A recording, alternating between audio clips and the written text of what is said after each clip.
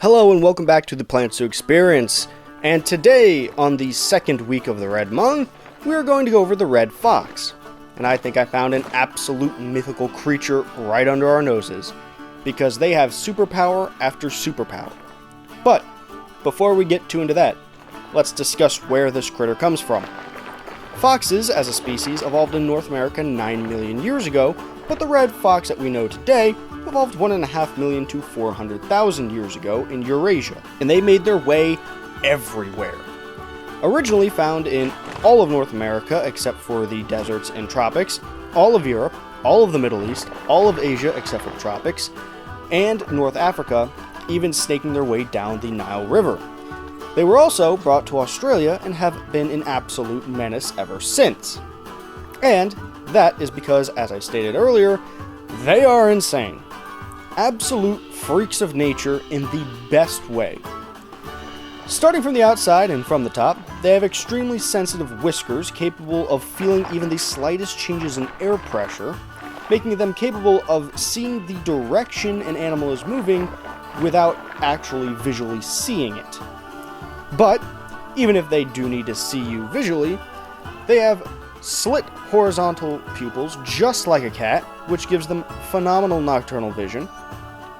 And to sneak up on you, they have fur that completely mitigates their sound within foliage, and padded paws, which, again, make no sound. To be even stealthier, though, they will also trot in their own paw prints, leaving less of a trail, so that even their predators have trouble finding them. But that's all the external traits. What makes them superpowered is internal. It's kind of bullshit for the prey, if I'm being honest. It's like they were born with cheat codes. For example, they are extremely clever. They are able to remember migratory patterns of birds, feeding times for domestic pets, and even basic cause and effect. And one of their most notable forms of hunting, known as mousing, may, to people who don't know, look pretty unintellectual. But it's actually just straight aimbotting. The fox will use its incredible hearing to find a mouse or a vole gnawing on roots several feet under the snow.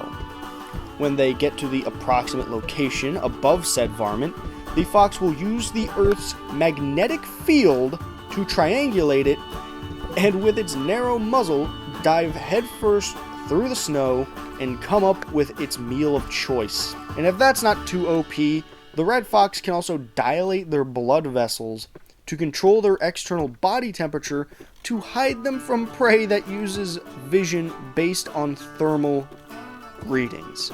Things like frogs and snakes, for instance. Speaking of such, what does the red fox eat? Well, as it seems to be a trend, everything. Just like the raccoon 2 weeks ago, if it won't actively kill a fox, the fox shall consume it. Mice, frogs, birds, eggs, fruits, nuts, cat food, dog food, people food. Hell, I'm sure if you left a wheel of pecorino cheese, the fox will get to it. And this is why they're such a successful animal. And why they are one of the few that are actually even better survivalists in cities than in the wild. And I don't mean suburbs. If you live in a major city in the northern hemisphere, I'm almost guaranteed there are red foxes living in it. NYC, LA, Toronto, London, Berlin, Helsinki, Seoul, Beijing, Sapporo, Sydney. As I said earlier, they're everywhere. But with it being Mr. Worldwide, this means we have culture out the ass of this animal. And let's start with the fact that no matter where you go in this world, there are two consistencies, and that is the elusiveness and the cleverness of this animal. So, starting off with my rightful bias, the Native Americans. The Blackfoot and Apache of the Southwest saw the fox as their Prometheus, who stole fire from the heavens and brought it to man. And the Lakota of the Midwest saw it as a teacher and would lead people to healing herbs. In Europe, the Celts believed that they were shapeshifters, and, as with last week's Red Deer video, were often seen as spirit guides, something that the Norse also believed in, often associating the vulpine with Loki, the god of trickery.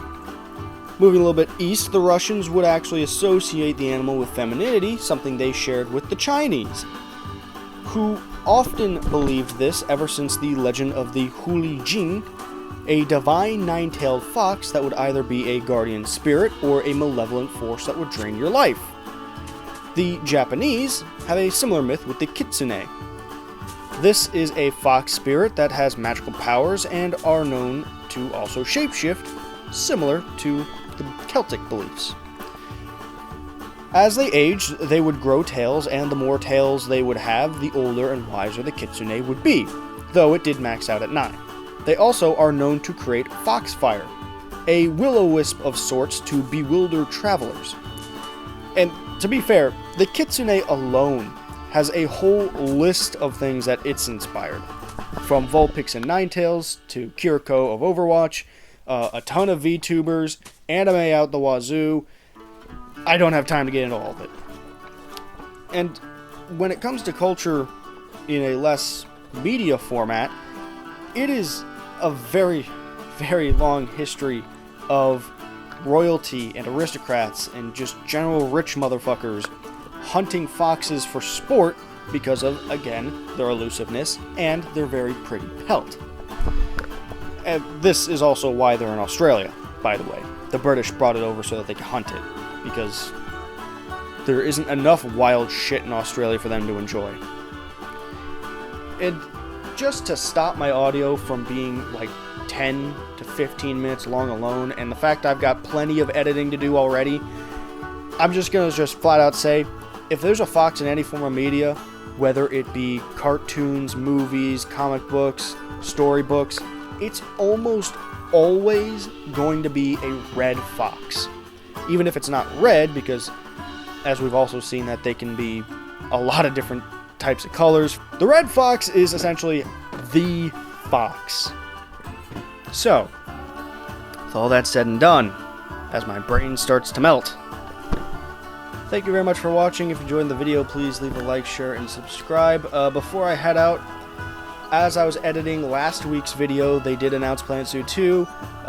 If you're curious what I'm going to do, essentially I'm going to keep the list I got.